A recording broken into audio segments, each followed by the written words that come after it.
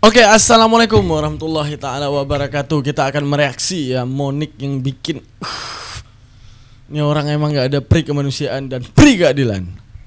Karena dia melandaskan yang namanya masalah isu peperangan di era tahun 2025 kepada kerajaan Salomo, kerajaan Daud, era Bani Israel. Ini yang capeknya karena dia oten. Dia ndak tahu apa itu yang namanya imigrasi, transmigrasi dan segalanya, perubahan perubahan suku ya, perpindahan penduduk hingga kemudian membentuk suku baru dan segalanya. Dia pelajari itu nggak sih? Jadi ibaratnya kayak gini teman-teman. Sekarang kalau kita meninjau kitab suci, misalnya kayak kitab suci kita Al-Quran, itu jelas. Jelasnya apa? Jelas mana Bani Israel, mana Israel. Misalnya, dulu ada Bani Medan misalnya, dan sekarang ada namanya kota Medan.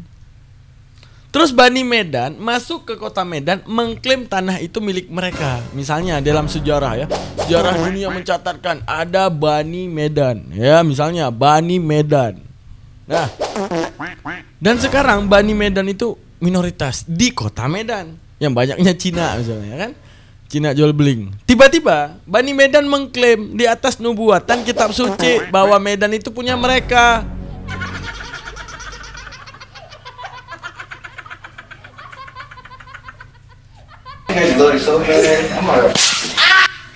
Serius cara mikirnya gitu. Kalau di Al-Quran jelas, Al-Quran itu punya metode yang namanya, di Al-Quran metodenya ada yang namanya metode khabari Al-Quran. Apa khabari? Diceritakan kepada Rasulullah tentang cerita-cerita Rasul sebelumnya. Tujuannya hanya menjadi perbandingan kepada Rasulullah untuk menyampaikan ajaran. Oke? Terus selanjutnya di era Rasulullah turunlah ayat apa? Allah mengatakan di dalam Ar-Rum ya. Apa dikatakan oleh Allah? Entah Ar-Rum ya. Ingat saya Al-Hujurat. Apa dikatakan? Kujadikan engkau lelaki dan perempuan, kujadikan engkau berbangsa-bangsa, agar kalian saling mengenal. Karena yang paling dipandang oleh Allah yang paling bertakwa. Kagak ada Allah ngasih tanah, ini tanah punya lu nih ya, ini akte kelahiran nih, ini notaris, ini data. Kagak ada.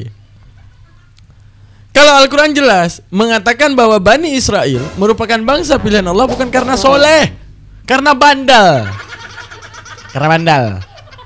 Arti karena bandal, karena bandal diutus Bani Israel itu, diutus banyak rasul kepada mereka. Karena mereka itu punya rentanitas. Kalau mereka nggak bisa talak, Monik, kalau mereka nggak bisa talak, mereka tuh akan rentan memfitnah. Nggak bisa mereka fitnah, mereka akan bunuh. Dari dulu kebebalan mereka seperti itu. Tapi kemudian berjalannya waktu berabad, maka bedakanlah negara Israel dengan Bani Israel. Beda. Bani Israel adalah kesukuan di era mereka. Israel adalah negara yang kemudian dibangun. Maka pembuktiannya bukan kitab suci. Nah, kita lihat nih bagaimana Monik dipermalukan ya. Karena ini adalah unsur orang yang gak punya pri kemanusiaan dan pri keilahian. Astagfirullah. Lanjut. Berimbang untuk semua pihak. Kemudian ini yang bisa dikatakan bukannya ingin mengadu, karena mereka memang posisinya sangat-sangat berseberangan, perspektif yang berbeda jauh. Ada pakar Timur Tengah juga, Kang Irfan Maulana. Selamat malam Kang Irfan Maulana. Boleh Kang gunakan mic-nya, Kang Irfan.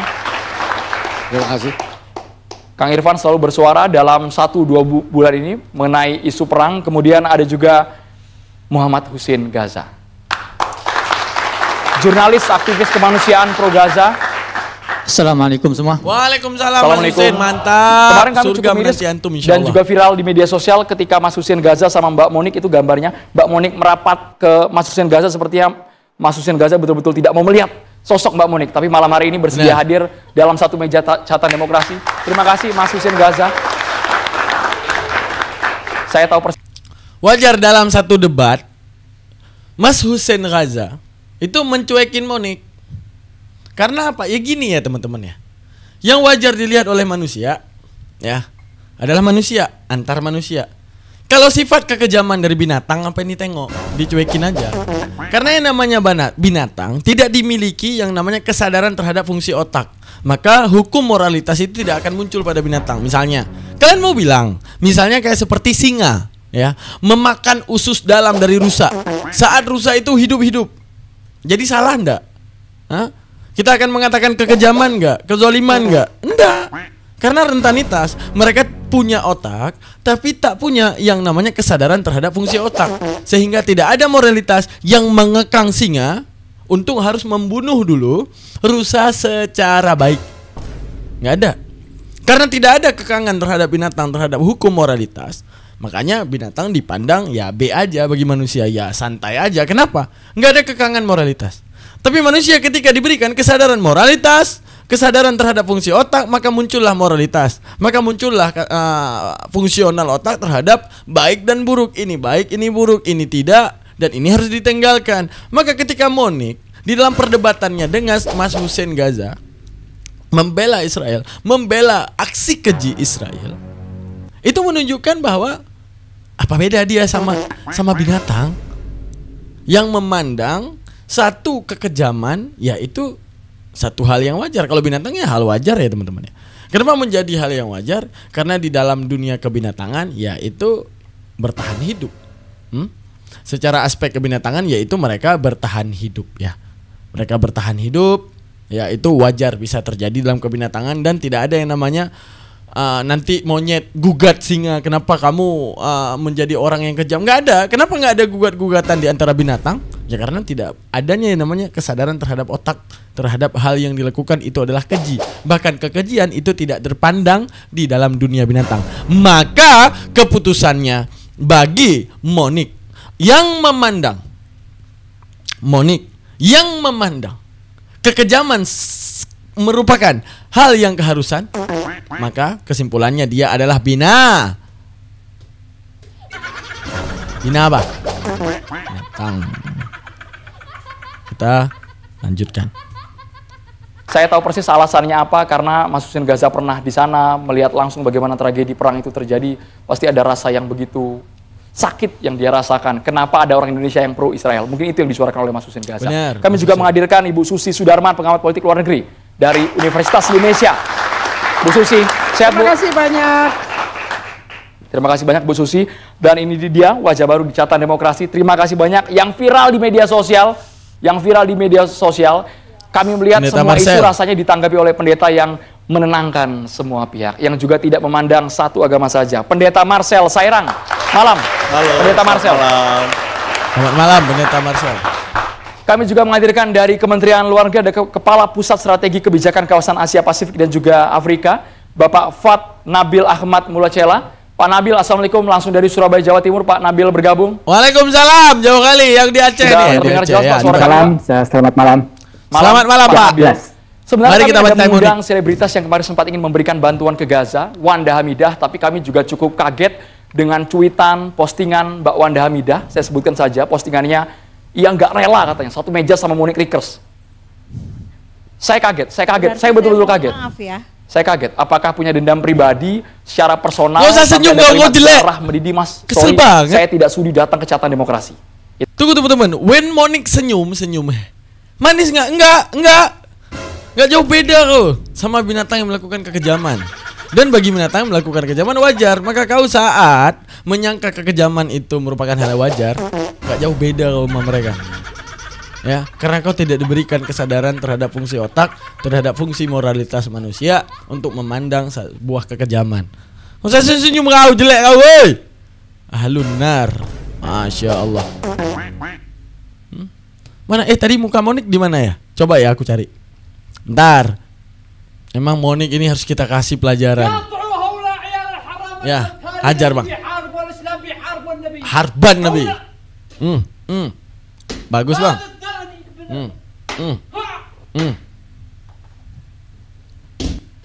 Mantap bang. Hah? Kesel banget. Lu kira manis lu senyum kagak? Kagak ada. Jelek banget lu. Apakah punya dendam pribadi secara personal sampai ada kalimat darah mendidih, Mas? Sorry, saya tidak sudi datang ke Catatan Demokrasi. Itu kata Mbak Wanda Hamidah. Saya berharap malam hari ini kami tungguin Mbak sampai jam setengah 10 malam. Siapa tahu Mbak Wanda ingin datang langsung. Boleh juga join Zoom, bergabung di dialog kita malam hari ini. Kang Irfan, kita tidak mau bawa-bawa agama ya Kang ya. Karena dunia juga sudah protes akan kekejaman yang dialami warga Gaza. Kenapa sampai sekarang Kang Irfan melihat tragedi kemanusiaan terus terjadi di tengah gencatan senjata antara Israel dan Iran, tapi bombardir Gaza tak pernah henti, Kang Irfan Maulana? Terima kasih Adro. Anda tadi menyampaikan bahwa kita tidak boleh bawa-bawa agama. Benar. Ini masalah Ini bukan kemanusiaan. tentang agama. Tapi justru kali ini, justru karena itu saya akan mengutip pendapat para agamawan yang membenarkan judgement Anda bahwa ini adalah masalah kemanusiaan. Benar. Justru pendapat tokoh agama sendiri. Benar Pak. Hari ini saya membaca postingan seorang pastor evangelis Palestina.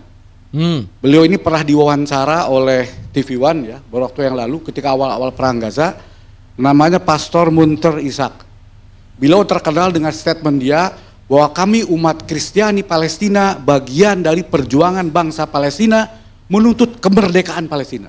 Benar Pak. Namanya Pastor Munter Ishak. Beliau juga Benar. sering diundang ke Amerika ceramah di berbagai gereja. Hari ini beliau mau posting yang menurut saya sangat menyentuh hati. Kata-katanya begini, saya terjemahkan bahasa Indonesia ya. Dunia telah melupakan Gaza. Tiap hari terjadi pembantaian membabi buta. Gambaran yang sangat mengerikan. Apalagi yang harus dikatakan dan diperbuat untuk menghentikan genosida ini. Manusia dibakar hidup-hidup. Tapi ada Tuhan, kata dia. Suatu hari keadilan surgawi akan dimenangkan. Tuhan yang pengasih. Poin dari Munter Ishak. Seorang pastor Palestina evangelis yang pernah mengatakan bahwa umat Kristiani Palestina adalah bagian dari perjuangan bangsa Palestina untuk merdeka. Benar. Itu kan menunjukkan bahwa isu Palestina bukan isu agama Islam Yahudi. Bukan isu Islam versus Kristen. Tapi bangsa Palestina baik Muslim maupun Kristen bagian dari kesatuan yang utuh bangsa Palestina yang dijajah menghadapi genosida Israel. Dan kita tahu sendiri kan di Gaza ada gereja tua yang tertua konon ketiga di dunia. Yang selama ratusan tahun utuh. Itu dihancurkan oleh Israel. Jangan lupa juga di Palestina itu ada gereja makam suci yang diperebutkan oleh 4 denominasi, 7 denominasi, tapi bisa dikelola dengan baik karena dijaga oleh 2 keluarga muslim yang memegang kunci gereja. Jadi 2 keluarga muslim itu yang ngatur jadwal 7 denominasi itu menggunakan itu gereja. Kalau nggak rebutan itu. Benar. Itu gereja umurnya lebih dari 1000 tahun. Di Palestina itu banyak situs-situs suci Kristiani yang terawat rapi utuh sampai saat ini. Mantap. Dulu Pak ada gereja Yohanes yang pernah terbakar gara perang salib, tapi dibangun lagi oleh Ottoman. Dan orang-orang Kristen, Arab, Yahudi, Muslim ratusan tahun hidup damai, sejahtera dalam toleransi hingga berdirinya Israel, hingga terjadi peristiwa Nakba di mana ratusan ribu warga Palestina baik Muslim, Kristen terusir dari rumah dan kampung-kampung halaman mereka. Bahkan konon saya dapat cerita, rumah keluarga Netanyahu itu dulu ada rumah seorang Arab Kristen. Yang sekarang sudah terusir kemana. Peristiwa Sheikh Jarrah itu di Yerusalem, juga rumah orang Kristen Palestina.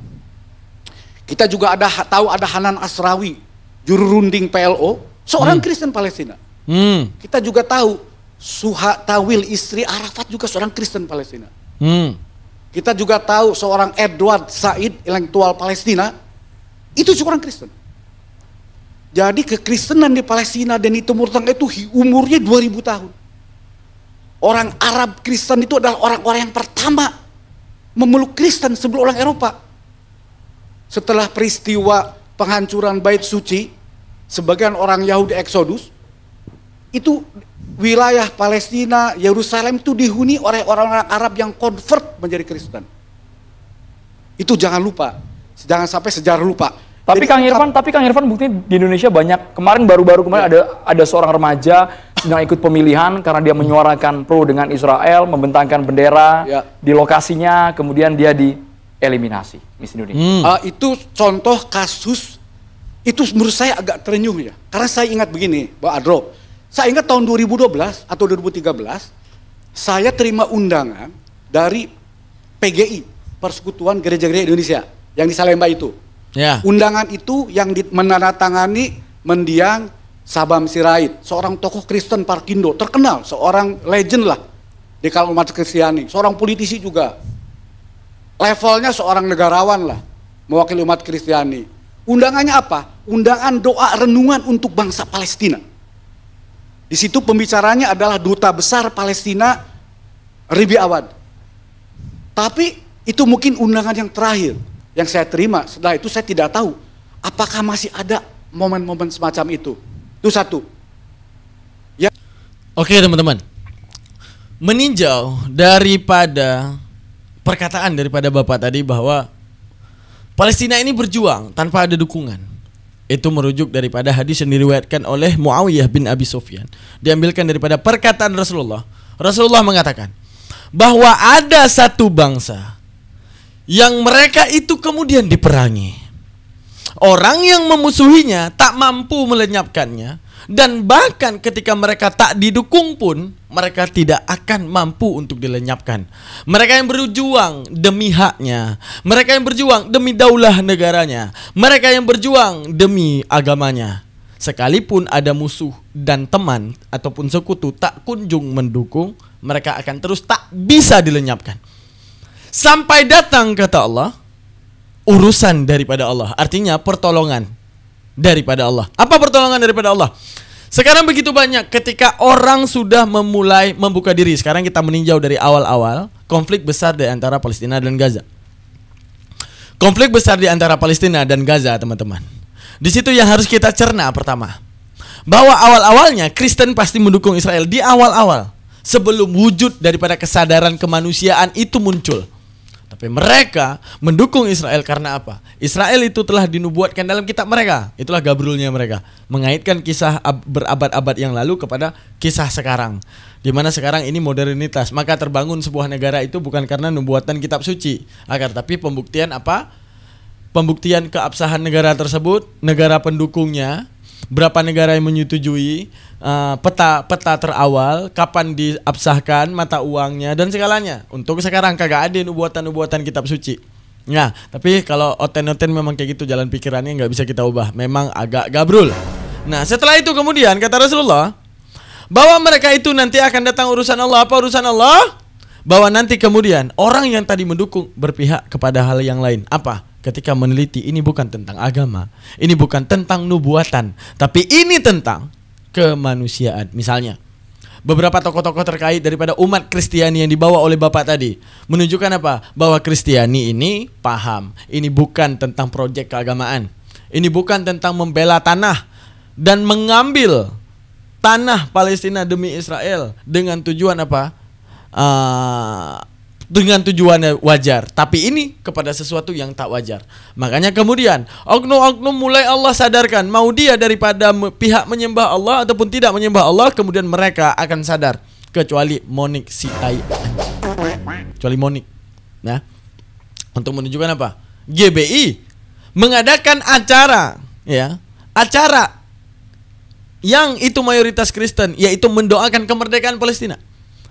Begitu banyak di daerah Palestina itu. Saat kita melihat gini, kalau ini tentang agama, maka Kristen nggak boleh ada di Palestina. Tapi buktinya Kristen dan Muslim hidup berdampingan di Palestina. Bahkan situs-situs, ya, situs-situs sejarah, peninggalan-peninggalan sejarah umat Kristiani di Palestina dijaga dengan baik. Yang kemudian di dalam perang antara Israel dan Palestina menghancurkan situs-situs sejarah daripada Kristen. Dan Monik yang Kristen ini justru membela. Aku tanya kepada kalian, ketika masjid di satu daerah dihancurkan, kalian marah nggak? Pasti. Tapi kenapa dalam hal ini dia tidak tahu berpegang kemana? Monik ini tidak tahu dia mau pegang kemana. Mau pegang kepada Israel karena nubuatan, mau pegang kepada Palestina, musuh Israel. Tapi Palestina menjaga situs, menjaga peradaban menjaga sejarah daripada kekristenan. Untuk menunjukkan buang agama itu, pandang secara manusia. Kamu diberikan kesadaran terhadap fungsi akal, maka disitulah moralitasmu akan terbentuk. Maka saat itu moralitasmu akan terbentuk. Apa moralitas? Bahwa ini kekejaman yang tak bisa kemudian terus-terusan dibela, terus-terusan dimaklumkan dan diwajarkan.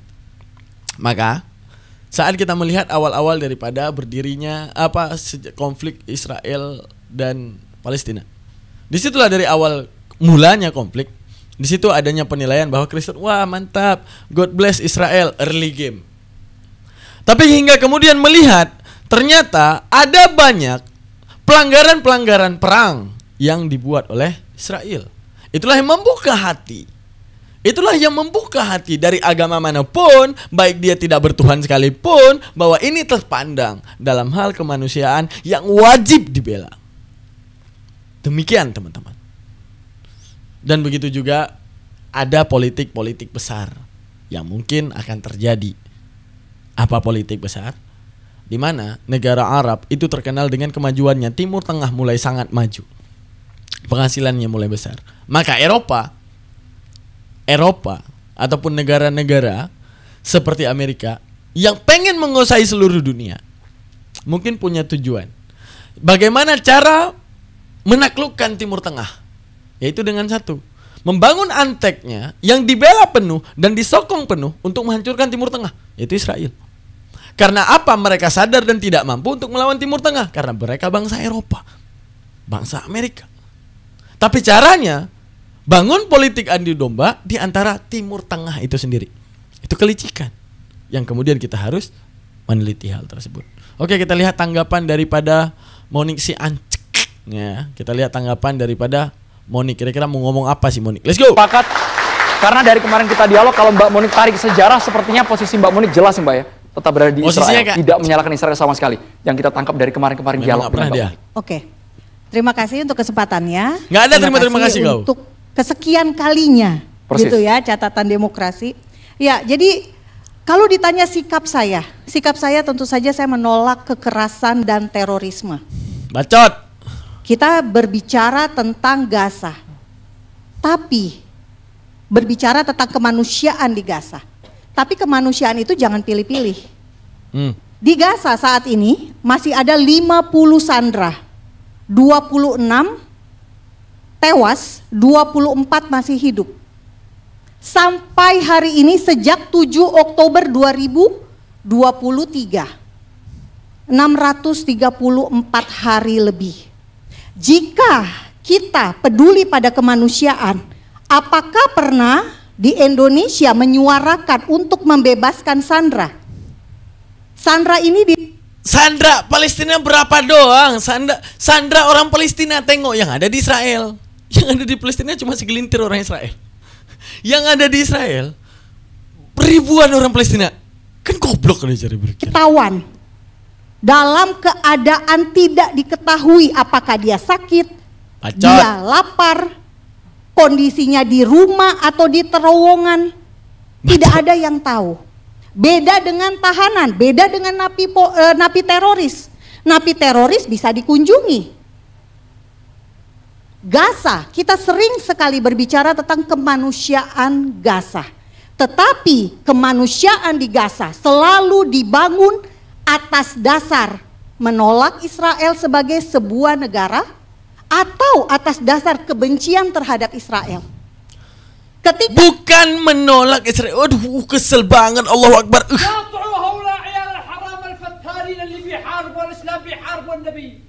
Kesel banget aku. Giginya tuh lagi terbuka, Bang. Rontokin gigi, Abang. Bang, request, Bang. Rontokin gigi, Abang. Kesel banget aku. Jadi bukan soal itu, teman-teman. Ini kita berbicara yang pertama soal kemanusiaan. Terus yang kedua, Palestina menolak Israel sebagai negara. Jadi ibaratnya gini, ketika dunia telah mensahkan Israel, peta sekarang ada peta Israel.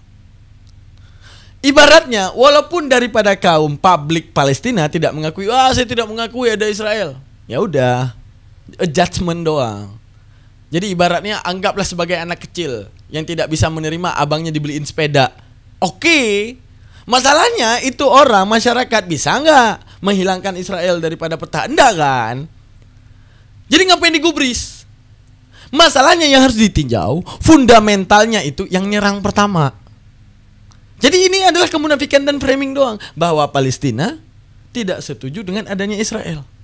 Maka Palestina lah yang akan menggugat Israel. Masalahnya Palestina tidak pernah gugat. Yang ada Israel yang kemudian menyerang. Gitu cara berpikir. Yang menggugat Israel. Yang tak mau ada tanah Palestina. Karena kalau Israel Palestina yang tidak mendukung Israel sebagai negara, maka apa yang terbangun? Kebalikannya daripada kejadian hari ini. Palestina yang bombardir habis-habisan Israel. Ini kebalikan. Jadi ibaratnya gini, yang memicu perang Israel, terus yang narasi monik Palestina yang nggak setuju. Misalnya gini, kita nggak setuju sama tetangga, yang nyari ribut siapa? Kita. Kalau tetangga nggak setuju sama kita, dia nyari ribut. Sekarang ini Israel yang nggak setuju sama Palestina, dia cari ribut. Narasi monik yang nggak setuju Palestina. Goblok berakar ini orang. Monik. Yang namanya Oten nggak pernah bisa pakai otak ya. Jadi teman-teman, dalam hal ini dia mengatakan bahwa Palestina oke, misalnya dia ingin menunjukkan video.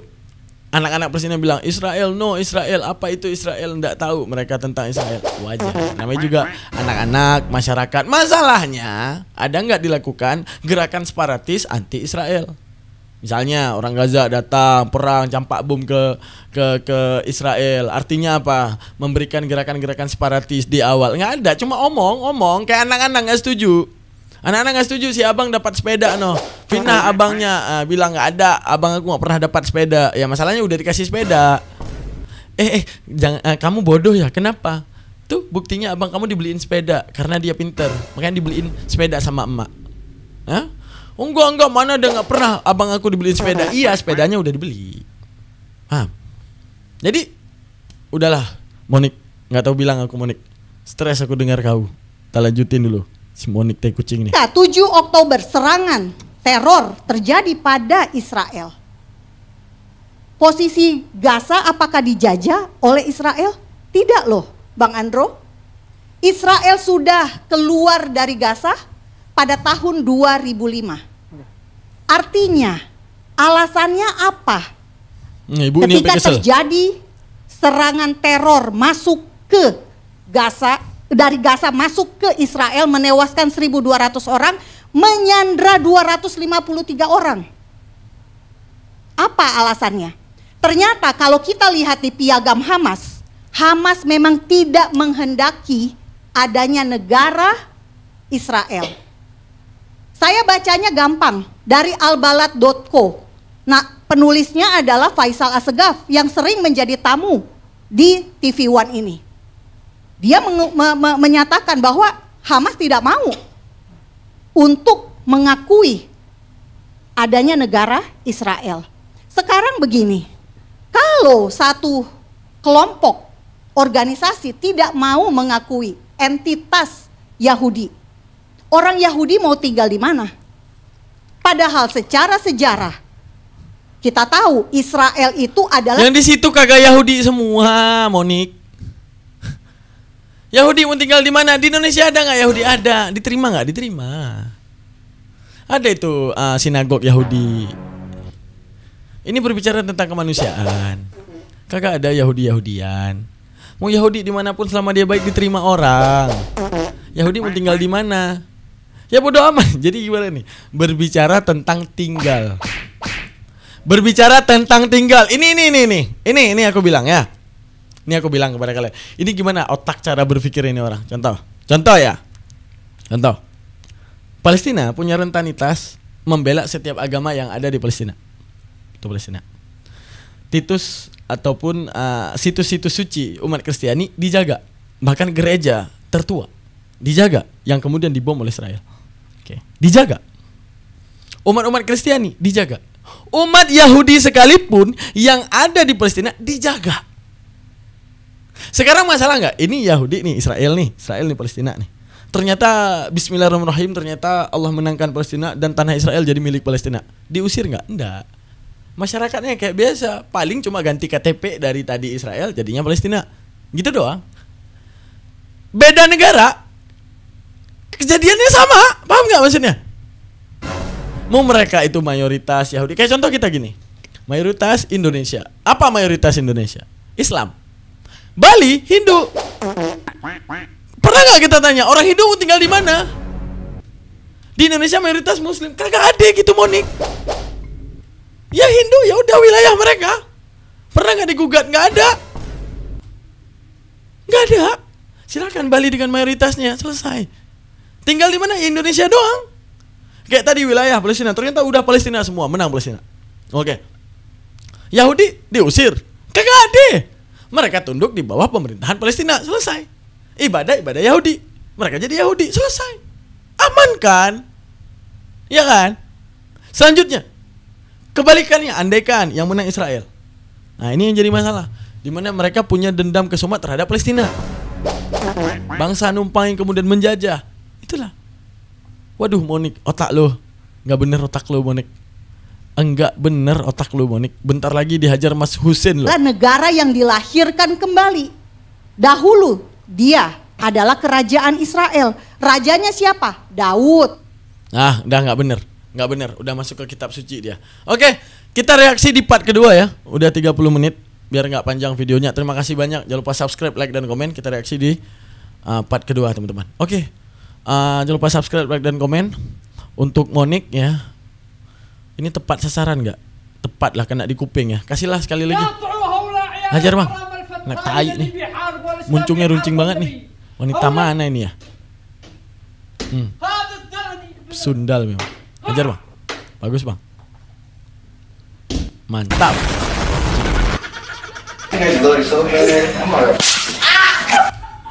Oke, buat kalian semua jangan lupa subscribe, like, dan komen. Bagikan video ini jika penting. Jangan lupa untuk kemudian titipkan komentar apapun itu untuk mendukung video ini semakin tinggi viewersnya. Dan juga teman-teman, jangan lupa untuk dukung channel ini. Banyak hal yang kemudian akan kita lakukan. Ya, terima kasih banyak ya. Semua sedekah jariah kalian yang ada di rekening itu, buktinya udah kita ubah-ubah nih. Kan banyak. Tapi saya punya kepentingan mau beli mixer sama mic satu lagi. Saya bikin podcast. Ya, mic sama mixer. Ya, mau dukung boleh di Indomisasi di rekening BCA yang ada di bawah ini. Jazakallah. Baik, assalamualaikum warahmatullahi taala wabarakatuh.